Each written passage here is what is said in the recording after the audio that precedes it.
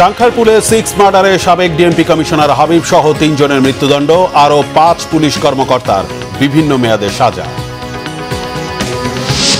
Vote হরণকারীরা পালিয়ে গেলেও নির্বাচন বাধাগ্রস্ত করছে একটি দল, বললেন তারেক রহমান। ময়মনসিংহ যাচ্ছেন কাল। জামাত ক্ষমতায় গেলে নারীদের তালাবদ্ধ করে রাখবে, এমন অভিযোগের প্রতিবাদ ডক্টর শফিকের। বললেন, ক্ষমতায় যেতে উল্টাপাল্টা বলছে একটি দল। সশস্ত্র বাহিনীকে নিরপেক্ষভাবে নির্বাচনী দায়িত্ব পালনের নির্দেশ প্রধান উপদেষ্টার। সিনিয়র কর্মকর্তাদের সাথে মতবিনিময়। নির্বাচনী প্রচার প্রচারণা জমে উঠেছে। রাজধানীর বিভিন্ন এলাকায় প্রার্থীদের গণসংযোগ, নানা প্রতিশ্রুতি।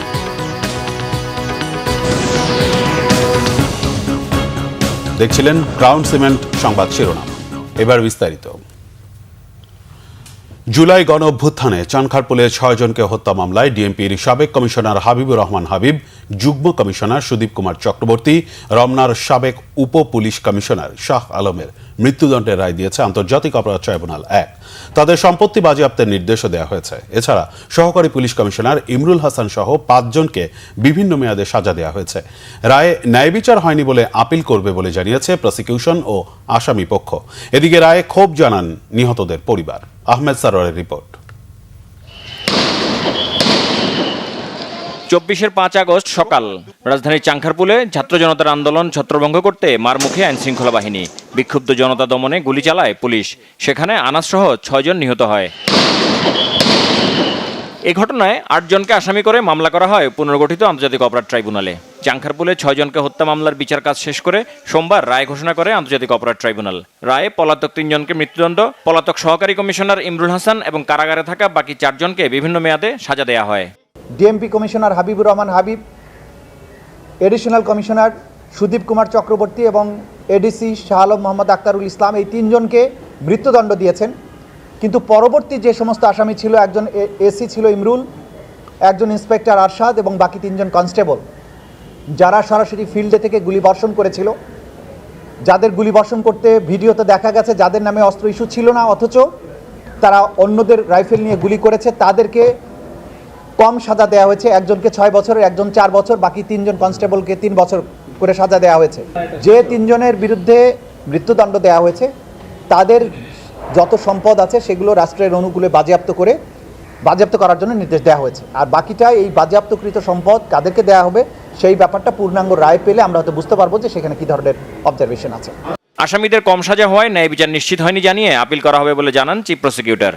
আদালতে যখন তাদের অফেন্স প্রমাণিত হয়েছে, ক্রাইমস এগেনস্ট হিউম্যানিটি প্রমাণিত হয়েছে, ওয়াইড স্প্রেড এবং সিস্টেম্যাটিক অ্যাটাক প্রমাণিত হয়েছে এবং এই আসামিরা তারা প্রকাশ্যে গুলি করেছিল সেটা প্রমাণিত হয়েছে, এরপরে তাদেরকে যে সাজা দেওয়া হয়েছে আমরা মনে করি এটা ন্যায়সঙ্গত হয়নি।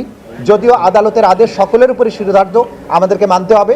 যেহেতু একটা অ্যাপিলেট ফোরাম আছে সুপ্রিম কোর্টে, এটার বিরুদ্ধে, এই সাজার বিরুদ্ধে, কম সাজা যেটা দেওয়া হয়েছে সেই অংশটুকুর বিরুদ্ধে প্রসিকিউশনের পক্ষ থেকে আমরা আপিল করব। আমরা এই মুহূর্তে মনে করছি আসামি পক্ষের আইনজীবী রায়ের বিরুদ্ধে আপিল করার কথা জানিয়েছেন। তাদের আইনের কাঠামোর মধ্যে থেকে তারা তাদের ঊর্ধ্বতন সুপিরিয়র কর্তৃপক্ষের আদেশ অনুযায়ী ঘটনাস্থলে তারা আইন শৃঙ্খলা রক্ষার জন্য তারা সিআরপিসি বা পেনাল কোড অনুযায়ী দায়িত্ব পালন করেছে। তাই এখানে আসামিদের যে সাজাগুলো প্রদান করেছে এখানে আমরা সংক্ষুব্ধ। এই রায়ে ক্ষুব্ধ প্রতিক্রিয়া ব্যক্ত করেন নিহত কয়েকজনের স্বজনরা। তাদের দাবি ন্যায় বিচার হয়নি। যারা নাই তাদেরকে মৃত্যুদণ্ড, যারা আছে তাদেরকে 3 বছরের সাজা। আমি এটা মানতে পারি না। এই সাজা আমাদের শহীদ পরিবারের সাথে বৈষম্য করা হয়েছে। আপনারাই বলেন যে এটা কি কোনো সাজা হলো? আমরা তীব্র নিন্দা জানাই। এটি আন্তর্জাতিক অপরাধ ট্রাইব্যুনাল 1-এর প্রথম মামলা আর দ্বিতীয় রায়। Ahmed Sarwar, Bangla Vision, Dhaka. BNP chairman Tarique Rahman বলেছেন, ভোট হরণকারীরা পালিয়ে গেলেও নির্বাচন বাধাগ্রস্ত করছে একটি গোষ্ঠী। হাতিয়ায় নির্বাচনী জনসভায় ঢাকা থেকে ভার্চুয়ালি যুক্ত হয়ে তিনি বলেন, জনগণের ভোটের অধিকার জনগণকেই রক্ষা করতে হবে। আমাদের দেশের মানুষের ভোটের অধিকার কেড়ে নেওয়া হয়েছিল, কথা বলার স্বাধীনতা কেড়ে নেওয়া হয়েছে। যারা এই কাজটি করেছিল তারা দেশ থেকে চলে গিয়েছে। কিন্তু প্রিয় ভাই বোনেরা, এখন অন্য একটি গোষ্ঠী তারা আবার কিছু কিছু ষড়যন্ত্র করছে যেন নির্বাচন বাধাগ্রস্ত হয়। এই ব্যাপারে আপনাদের সকলকে সচেতন থাকতে হবে। 12 তারিখে ইনশাল্লাহ 12 তারিখে এখানে যারা মুসলমান ভাই আছেন, আপনারা তাহাজ্জুদ পড়ে স্ব নির্বাচনী এলাকায় স্ব ভোট কেন্দ্রে গিয়ে ভোরে ফজরের জামাত ওখানে ভোট কেন্দ্রের সামনে আদায় করবেন। এবং যারা মুসলমান অন্য ধর্মের ভাই বোনেরা আছেন তাদেরকে সাথে নিয়ে যাবেন, যাতে করে সকাল সকাল সবাই ভোট কেন্দ্রের সামনে লাইন দিয়ে দাঁড়াতে পারে, যাতে ভোট দিতে পারেন, আপনারা সঠিকভাবে ভোট দিতে পারেন। এবং শুধু ভোট দিলেই চলবে না, ভোট দিয়ে চলে আসলে চলবে না, ভোট দিয়ে ওখানে থাকতে হবে, যাতে করে আপনার যে ভোটটা আপনি দিলেন এই ভোটের হিসাব কড়াই গন্ডায় বুঝে আনতে হবে। দীর্ঘ 22 বছর পর আগামীকাল ময়মনসিংহ যাচ্ছেন বিএনপি চেয়ারম্যান তারেক রহমান। এ নিয়ে উৎসাহ উদ্দীপনায় ভাসছে নেতাকর্মীরা। ব্যাপক প্রস্তুতি ময়মনসিংহ উত্তর দক্ষিণ জেলা ও মহানগর বিএনপির। সার্কিট হাউস মাঠের জনসভাস্থল পরিদর্শন করেছেন কেন্দ্রীয় ও স্থানীয় নেতারা। ময়মনসিংহ থেকে অমিত রায়ের তথ্য ছবিতে বিস্তারিত। মঙ্গলবার বিকালে ময়মনসিংহ সার্কিট হাউস মাঠে নির্বাচনী জনসভায় বক্তব্য রাখবেন বিএনপি চেয়ারম্যান তারেক রহমান। নগরী ছেয়ে গেছে ব্যানার আর ফেস্টুনে। জনসভাস্থল ঘুরে সন্তুষ্ট কেন্দ্রীয় ও স্থানীয় নেতারা। স্থানীয় নেতাকর্মীদের মাঝে ব্যাপক উদ্দীপনা। দীর্ঘ 22 বছর পর উনি ময়মনসিংহে আসবেন, সেই জন্য আমরা অনেক আনন্দিত, উৎফুল্ল। তার এই আগমনকে নিয়ে আমরা ময়মনসিংহবাসী খুব প্রফুল্ল। তার কাছ থেকে আমাদের পাওয়ার চাওয়ার অনেক কিছুই আছে। আমরা আশা করি সবগুলোই আমরা ময়মনসিংহবাসী তার কাছে দাবি পেশ করব। লক্ষ কোটি জনতা আজকে বরণ করার জন্য উদ্গ্রীব হয়ে আছে। ময়মনসিংহ বিভাগের সাধারণ মানুষ থেকে শুরু করে ভোটার। আমাদের 24টা আসনের প্রার্থীরা এখানে থাকবে এবং তাদেরকে আমাদের চেয়ারম্যান মহোদয় পরিচয় করিয়ে দিবেন। এবং 24টা আসন থেকেই বিপুল সংখ্যক নেতাকর্মী এবং জনগণ এই সভায় অংশগ্রহণ করবে। তারেক রহমানের বক্তব্যে দিক নির্দেশনা মিলবে বলে অপেক্ষা বিএনপি মনোনীত প্রার্থীদের। আমরা যে কোনো কর্মসূচিকে বাস্তবায়ন করার জন্য আমাদের সর্বোচ্চ ত্যাগ দিয়ে, সর্বোচ্চ শ্রম দিয়ে আমরা সেই সফলতা বয়ে আনবো ইনশাল্লাহ। আগামী 27 তারিখ বিকাল 2টায় আসবেন। আমরা মনে করি এই মাঠ কানায় কানায় পূর্ণ হয়ে অতীতের সমস্ত রেকর্ড ভঙ্গ করবে ইনশাআল্লাহ। ময়মনসিংহ বিভাগের 4টি সাংগঠনিক জেলার নেতারাও কর্মব্যস্ত। আমরা এই দিনের জন্যই আমরা আন্দোলন করেছি, সংগ্রাম করেছি। সেই নেতা তারেক রহমান সাহেব আজকে বাংলাদেশে উনি সশরীরে এই ময়মনসিংহে আমাদের মাঝে আসবেন। এটা আমাদের জন্য অত্যন্ত আনন্দের এবং গর্বের। আমরা ইতিমধ্যে বিভাগীয় সাংগঠনিক টিম আমাদের সকল জেলাকে নিয়ে, অঙ্গ সংগঠনকে নিয়ে আমরা ইতিমধ্যেই আমাদের প্রস্তুতি মিটিং সহ আমাদের সকল কার্যক্রম শুরু করেছি। তারেক রহমানের বক্তব্য শোনার অপেক্ষায় দলীয় নেতাকর্মীর বাইরে সাধারণ মানুষও। Bangla vision news desk. Sheikh Hasina সবাইকে বিপদে ফেলে দিল্লিতে গিয়ে বসে আছেন, এমন মন্তব্য করেছেন বিএনপি মহাসচিব মির্জা ফখরুল ইসলাম আলমগীর। তিনি বলেন, আগে ধানের শীষ আর নৌকার মধ্যে প্রতিদ্বন্দ্বিতা হতো, কিন্তু এখন নৌকার কাণ্ডারি শেখ হাসিনা দেশের জনগণকে ফেলে ভারতে পালিয়েছেন। ঠাকুরগাঁও সদরের বেগুনবাড়ি ইউনিয়নের নির্বাচনী প্রচারণায় তিনি এসব কথা বলেন। জানান, বিএনপি ব্যবসার জন্য রাজনীতি করে না, বিএনপি রাজনীতি করে মানুষের কল্যাণের জন্য। এদেশে বিএনপি এখন সবচেয়ে বড় রাজনৈতিক দল বলেও উল্লেখ করেন মির্জা ফখরুল। এ সময় রাজনৈতিক প্রতিপক্ষের সমালোচনা করে তিনি বলেন, যারা পাকিস্তানি সেনাদের সাহায্য করেছে, দেশের হাজার হাজার মানুষ হত্যা করেছে, তারা আবার এসে ভোট চাচ্ছে। বলেন, যে দল বাংলাদেশকে বিশ্বাস করে না, বাংলাদেশের স্বাধীনতায় বিশ্বাস করে না, তাদেরকে ভোট দিয়ে দেশের সর্বনাশ না করতে জনগণের প্রতি আহ্বান জানান মির্জা ফখরুল। নৌকার যিনি কাণ্ডারি আমাদের সাবেক প্রধানমন্ত্রী হাসিনা, উনি আপনাদেরকে ফেলে ভারত চলে গেছে, দিল্লিতে গিয়ে বসে আছে, আর আমাদেরকে বিপদে ফেলে দিয়ে গেছে, তাই না? থাকলে অন্তত একটা গণতান্ত্রিক অবস্থা চলতো, তাই তো? জামাত ইসলামের আমির ডক্টর শফিকুর রহমান বলেছেন, বিগত সময়ে একসাথে আন্দোলন করতে গিয়ে বিএনপিকে অনেক ছাড় দিয়েছেন তারা, ভবিষ্যতে আর ছাড় দেবেন না বলে তিনি হুঁশিয়ারি দিয়েছেন। কুষ্টিয়া ও চুয়াডাঙ্গা 11 দলীয় জোটের সমাবেশে তিনি এসব কথা বলেন। অভিযোগ করেন, জামাত ক্ষমতায় গেলে নারীদের তালাবদ্ধ করে রাখবে বলে একটি গোষ্ঠী অপপ্রচার চালাচ্ছে। তাদের নেতৃত্বে নারীরা সম্মানের সাথে, নিরাপত্তার সাথে সব কাজ করতে পারবে বলে আশ্বাস দেন ডক্টর শফিকুর রহমান। রাশেদুল ইসলাম বাবুলের ক্যামেরায় মহিবুল্লাহ মহিবের রিপোর্ট। ত্রয়োদশ জাতীয় সংসদ নির্বাচনকে সামনে রেখে উত্তরাঞ্চল সফরে জামাত আমির ডাক্তার শফিকুর রহমান। 11 দলীয় জোটের প্রথম সমাবেশটি অনুষ্ঠিত হয় কুষ্টিয়ার শহীদ আবরার ফাহাদ স্টেডিয়ামে। সকাল থেকেই সেখানে জড়ো হন নেতাকর্মীরা। সমাবেশে বিপুল সংখ্যক নারী কর্মীদের অংশ নিতে দেখা যায়। জামাত আমির বলেন, ভোট চাওয়ার অপরাধে একটি গোষ্ঠী জামাতের নারী কর্মীদের নানাভাবে নাজেহাল করছে। অভিযোগ করেন, চাঁদাবাজি করে কিছু মানুষ অতিষ্ঠ করে তুলেছে জনজীবন। ক্ষমতায় গেলে বেকার ভাতা নয়, বরং অভিশপ্ত জীবন থেকে বের করে এনে চাঁদাবাজ ও বেকারদের হাতে কাজ তুলে দেবে জামাত। এখানে কুষ্টিয়া জেলায় 60টার মতো চাল কল আছে। ট্রাকগুলো এখান থেকে চাল বোঝাই করে রাজধানী এবং দেশের বিভিন্ন গন্তব্যে যায়। এখানে প্রতিটি ট্রাক থেকে বেসরকারি খাজনা আদায় করা হয়। ট্রাকের মালিকরা অতিষ্ঠ, ব্যবসায়ীরা অতিষ্ঠ, চালকল মালিক যারা তারা অতিষ্ঠ। এরপরে আবার বিভিন্ন স্ট্যান্ড দখলের ব্যাপার আছে। যেই বাংলাদেশের প্রত্যেকটি সক্ষম পুরুষ এবং নারীর হাতে মর্যাদার কাজ আমরা তুলে দেব ইনশাআল্লাহ।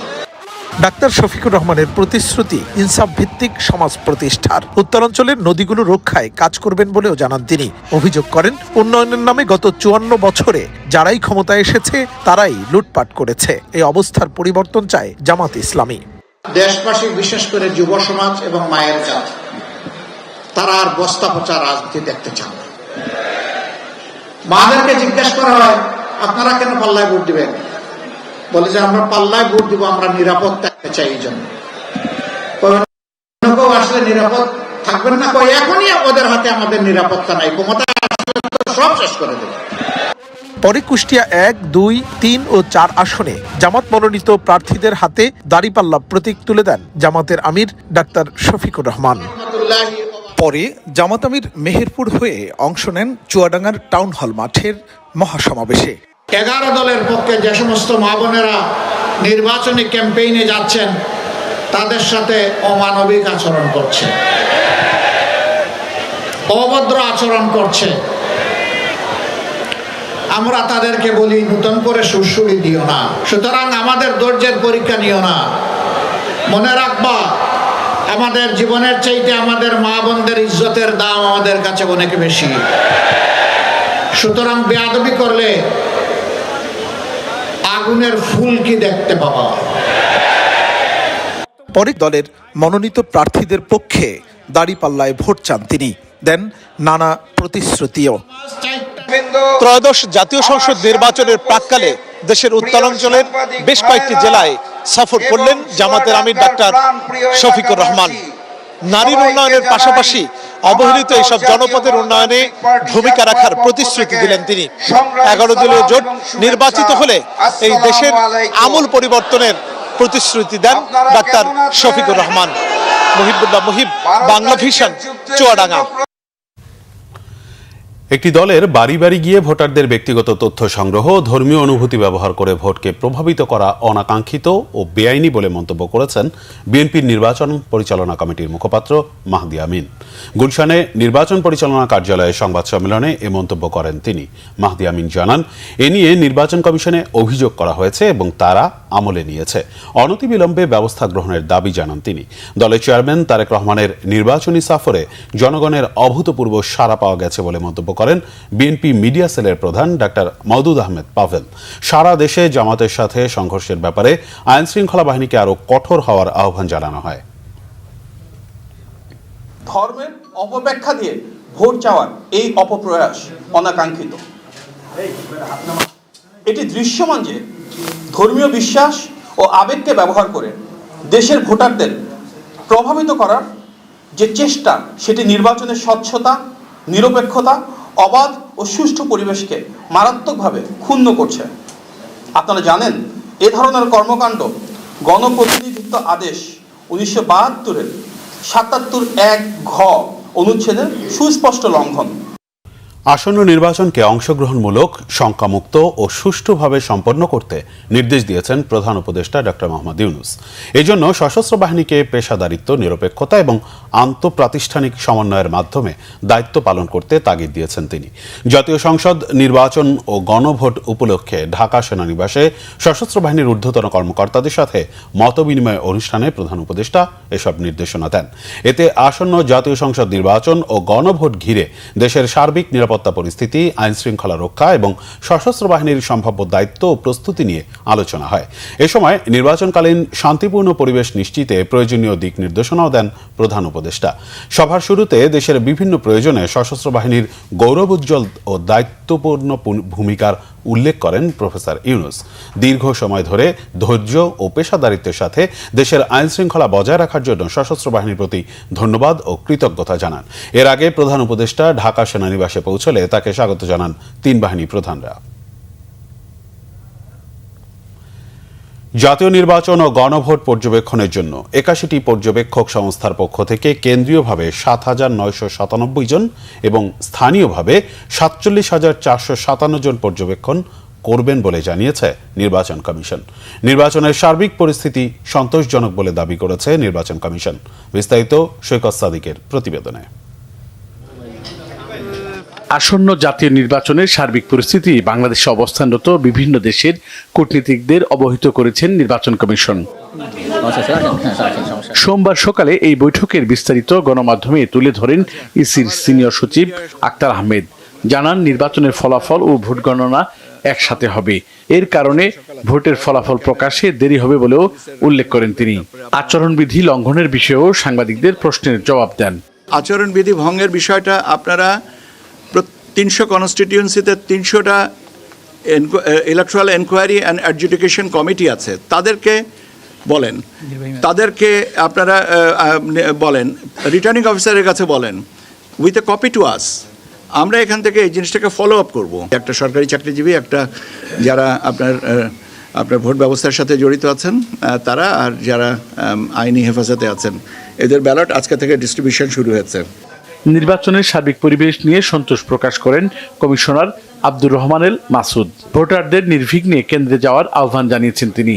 এ সময় জাতীয় পার্টি, ঋণখেলাপি ও দ্বৈত নাগরিকদের নির্বাচনে অংশ নেওয়ার বিষয়েও কমিশনের অবস্থান ব্যাখ্যা করেন।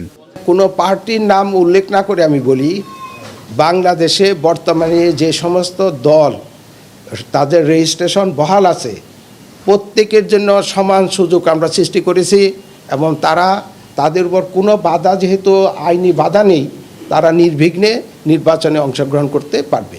আমরা খুব আশাবাদী যে এই পর্যন্ত যত পরিবেশ দেখেছি, আমি মনে করি পরিবেশ অনেক ভালো আছে এবং আমরা সুষ্ঠু নির্বাচন সবাই লক্ষ্য করবে।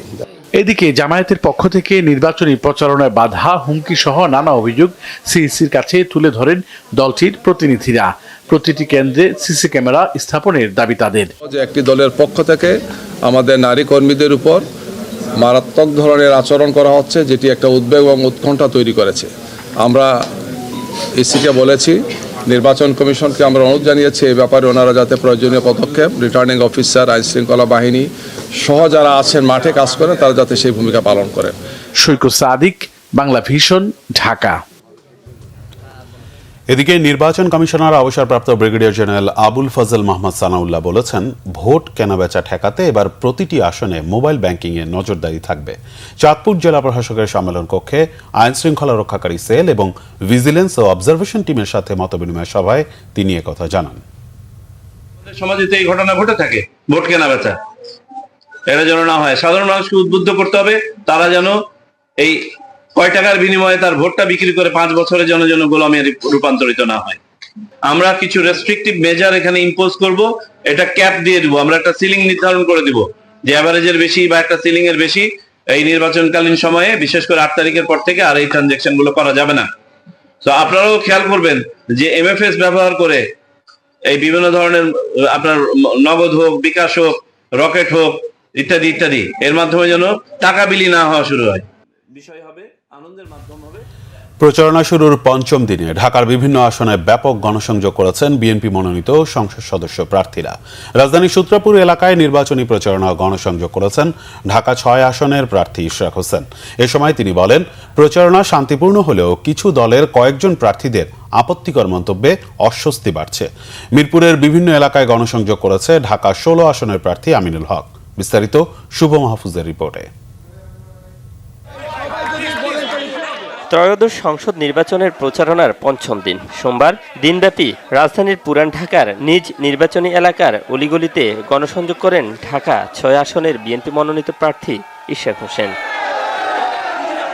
এ সময় ভোটারদের নানা আশ্বাস দেন ইশরাক হোসেন। প্রচারণা নিয়ে সাংবাদিকদের প্রশ্নের জবাবে ইশরাক হোসেন বলেন, সবকিছু শান্তিপূর্ণভাবে হলেও কিছু প্রার্থীর বেফাস ও কুরুচিপূর্ণ বক্তব্যে বাড়ছে অস্বস্তি।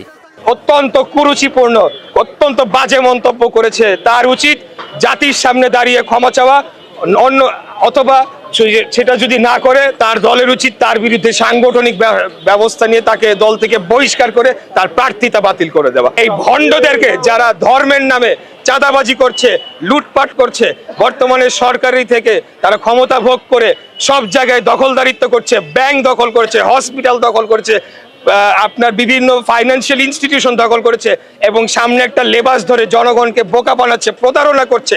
এদের বিরুদ্ধে কঠোর ব্যবস্থা নেবে। এই রাজাকার ৭১-এর যারা ঘাতক দালাল আমার মা বোনদের ধর্ষণ করেছে, আমাদের মুক্তিযোদ্ধা ভাইদের হত্যা করেছে, তাদের বিরুদ্ধে বাংলাদেশের জনগণ আগামী ১২ই ফেব্রুয়ারি কঠিন জবাব দিবে ইনশাআল্লাহ। মিরপুর ৬ এলাকায় গণসংযোগ করেন ঢাকা ১৬ আসনে ধানের শীষের প্রার্থী আমিনুল হক।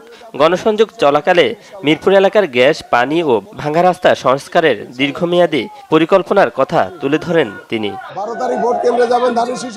এ সময় ডাকসু নিয়ে জামাত নেতার আপত্তিকর মন্তব্যের প্রতিক্রিয়াও জানান আমিনুল হক। জামাতের প্রার্থী যারা, তারা ক্ষমতার মোহে পড়ে তারা কাণ্ড জ্ঞানহীন মতো কথাবার্তা বলছে এবং তাদের এই কথাবার্তার লাগাম টানা উচিত, কারণ দেশের জনগণ আগামী ১২ই ফেব্রুয়ারি ভোটের মাধ্যমে তাদেরকে জবাব দিবে ইনশাআল্লাহ। এদিকে রাজধানীর ভাটারা এলাকায় দেশনেত্রী বেগম খালেদা জিয়ার মাগফিরাত কামনায় দোয়া মাহফিলে অংশ নেন ঢাকা ১১ আসনে বিএনপি মনোনীত প্রার্থী doctor M A Qayyum.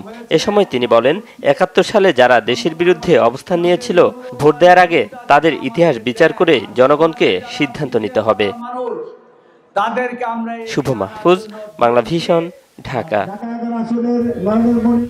Dhaka সহ বিভিন্ন জেলায় নির্বাচনী প্রচারণায় ব্যস্ত সময় পার করছেন জাতীয় নাগরিক পার্টি এনসিপির প্রার্থীরা। সোমবার সকালে ১০ দলীয় জোটের পক্ষে এনসিপি মনোনীত ঢাকা ১৮ আসনের প্রার্থী ও দলের সিনিয়র যুগ্ম আহ্বায়ক আরিফুল ইসলাম রাজধানীর খিলক্ষেত থানার ডুমনি নূরপাড়া এলাকায় একটি এতিমখানা পরিদর্শন ও গণসংযোগে অংশ নেন। এ সময় তার উপর হামলা হয়েছে বলে অভিযোগ করেন তিনি। এদিকে ঢাকা মেডিকেল কলেজ হাসপাতাল এলাকায় নির্বাচনী গণসংযোগ ও প্রচারণায় অংশ নেন ঢাকা ৮ আসনে এনসিপির প্রার্থী নাসিরউদ্দিন পাটোয়ারি। পুরাতন বন্দোবস্ত টিকিয়ে রাখতে সর্বোচ্চ চেষ্টা চলছে জানিয়ে তিনি গণভোটে হ্যাঁ এর পক্ষে ভোট চান। অভিযোগ করেন, একটি দল হামলা করে নির্বাচন ভণ্ডুলের চেষ্টা করছে। আগে হামলা হয়েছে, আমরা এই হামলার তীব্র নিন্দা জানাই। আগে আওয়ামী লীগ হামলা করত, এখন বিএনপি হামলা করা শুরু করে দিয়েছে। হামলা মামলা করে জাতীয় নির্বাচন বানচাল করা যাবে না, যাবে না। নিষিদ্ধ ঘোষিত ছাত্রলীগের বাগেরহাট সদর উপজেলা শাখার সভাপতি জুয়েল হাসান সাদ্দামকে ৬ মাসের জামিন দিয়েছে হাইকোর্ট। সদ্য স্ত্রী ও ৯ মাস বয়সী সন্তান হারানো সাদ্দামকে মানবিক বিবেচনায় এই জামিনের আদেশ দেওয়া হয়েছে। সোমবার বিচারপতি JBM হাসান ও বিচারপতি আজিজ আহমেদ ভুইয়ার হাইকোর্ট বেঞ্চ এই আদেশ দেয়। আদালতে সাদ্দামের পক্ষে শুনানি করেন অ্যাডভোকেট সাইদ আহমেদ রাজা। তিনি বলেন, আদালত মানবিক বিবেচনায় সাদ্দামকে জামিন দিয়েছে। বাগেরহাট সদর উপজেলা ছাত্রলীগের সভাপতি জুয়েল হাসান সাদ্দামকে বর্তমানে একাধিক মামলায় কারাগারে বন্দী। গত ৫ আগস্ট আওয়ামী লীগ সরকারের পতনের পর গোপালগঞ্জ থেকে গ্রেফতার হন সাদ্দাম। এরপর থেকে তিনি যশোর কেন্দ্রীয় কারাগারে বন্দী আছেন। যশোর কারা কর্তৃপক্ষের সব ধরনের আনুষ্ঠানিকতা শেষে এবং জামিনের কাগজ বুঝে পেলে মঙ্গলবার তাকে মুক্তি দেওয়া হবে। এর আগে গত ২৪ জানুয়ারি সন্ধ্যায় যশোর কেন্দ্রীয় কারাগারের গেটে মাত্র ৫ মিনিটের জন্য সাদ্দামকে মৃত স্ত্রী ও ৯ মাস বয়সী শিশুপুত্রকে শেষবারের মতো দেখার সুযোগ দেওয়া হয়। মিরসরাইয়ে বাতিল হওয়া ভারতীয় ইকোনমিক জোনের প্রায় ৮৫০ একর জমিতে ডিফেন্স ইন্ডাস্ট্রিয়াল পার্ক তৈরি করবে সরকার। প্রধান উপদেষ্টার সভাপতিত্বে বেজার গভর্নিং বডির সভায় এ বিষয়ে নীতিগত সিদ্ধান্ত হয়েছে। রাজধানীর ফরেন সার্ভিস একাডেমিতে ব্রিফিংয়ে বাংলাদেশ অর্থনৈতিক অঞ্চল কর্তৃপক্ষের নির্বাহী চেয়ারম্যান চৌধুরী আশিক মাহমুদ বিন হারুন জানান, বাংলাদেশের সাথে সৌহার্দ্যপূর্ণ সম্পর্ক রয়েছে এমন দেশগুলোর বিনিয়োগ নিয়ে আলোচনা চলছে।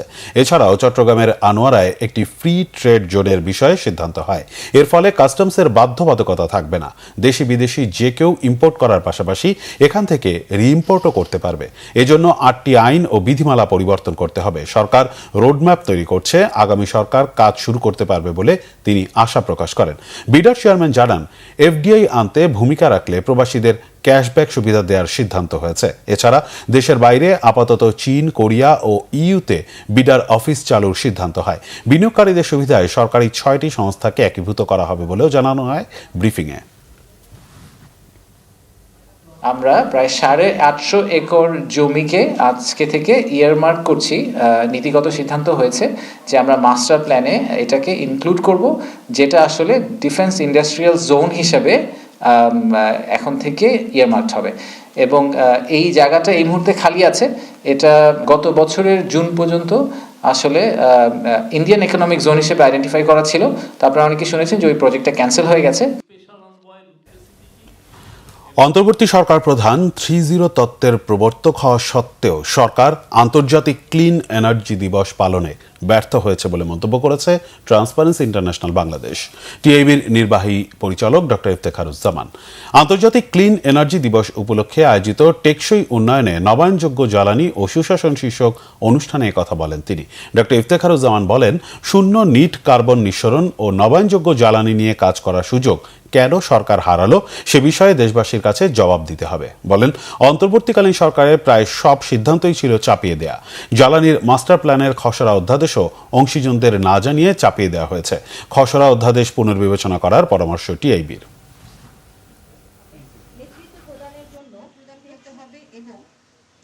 আজকে দিবসটা আন্তর্জাতিক পরিচ্ছন্ন জ্বালানি দিবস। এই দিবসটি পালনে আমার সরকার ব্যর্থ হয়েছে। আমি অত্যন্ত বিব্রত এবং এই কারণে আরো বেশি বিব্রত যে 3-0 ধারণ পাওয়ার তিনি তার সরকার এটা ব্যর্থ হয়েছে। আমি তাদেরকে সরকারের কাছে আহ্বান জানাবো, তাদের মেয়াদ শেষ হচ্ছে। মেয়াদ শেষ হওয়ার পর তারা নিজেরা একটি শ্বেতপত্র প্রকাশ করবেন।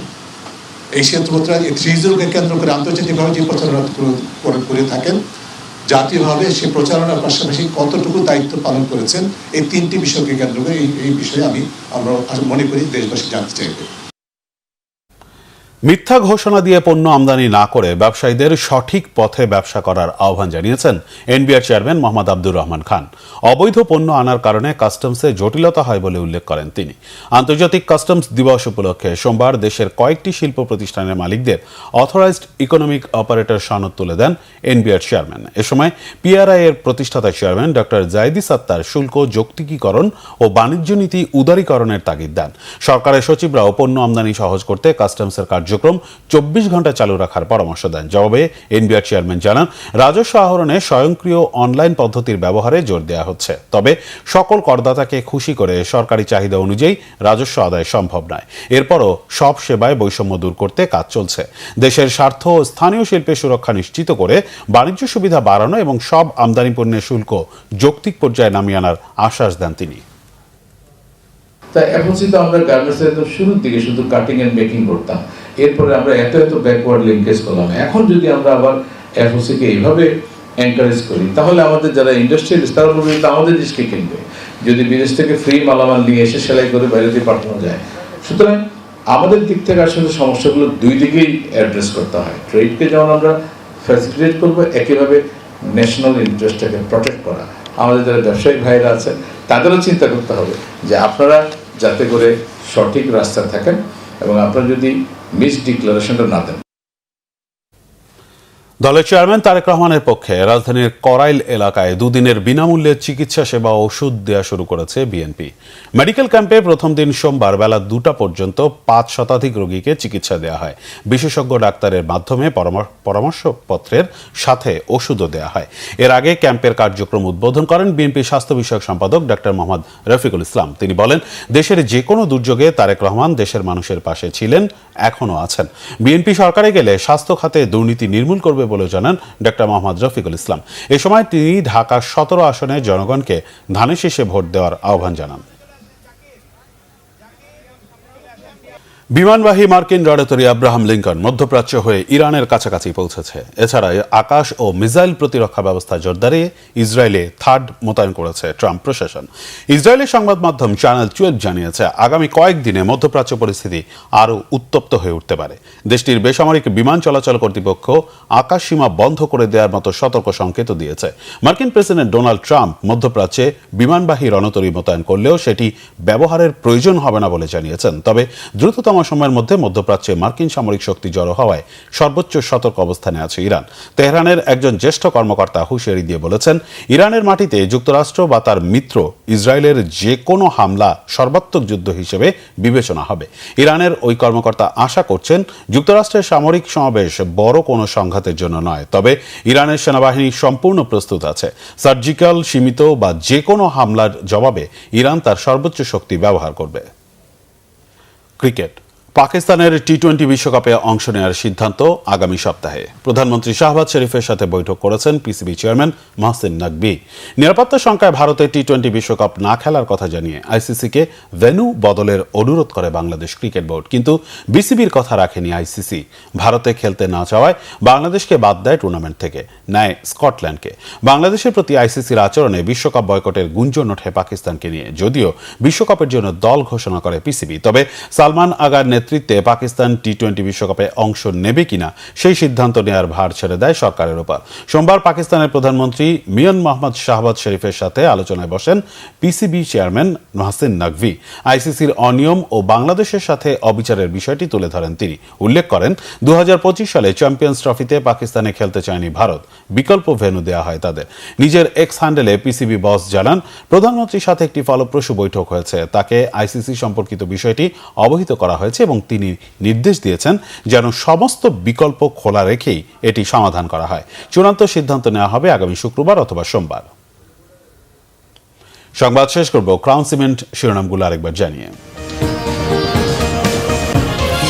চানখারপুলে 6 মার্ডারে সাবেক ডিএমপি কমিশনার হাবিব সহ 3 জনের মৃত্যুদণ্ড, আরও 5 পুলিশ কর্মকর্তার বিভিন্ন মেয়াদে সাজা।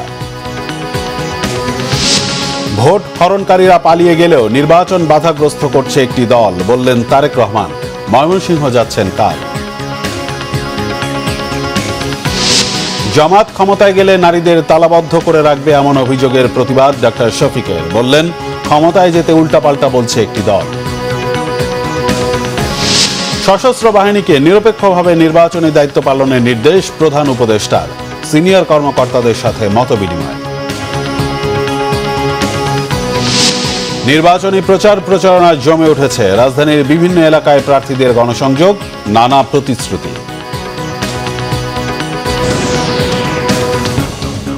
এই ছিল এখনকার মতো। পরের সংবাদ রাত 10:30। এর আগে 9টায় রয়েছে নিউজ 20, দেখার আমন্ত্রণ রইল। এছাড়া বাংলাভিশন সংবাদ ও সংবাদ সংশ্লিষ্ট অনুষ্ঠান দেখতে ভিজিট করুন www.bbnews24.com ও facebook.com/banglavisionnews এবং সাবস্ক্রাইব করুন youtube.com/banglavisionnews। ধন্যবাদ।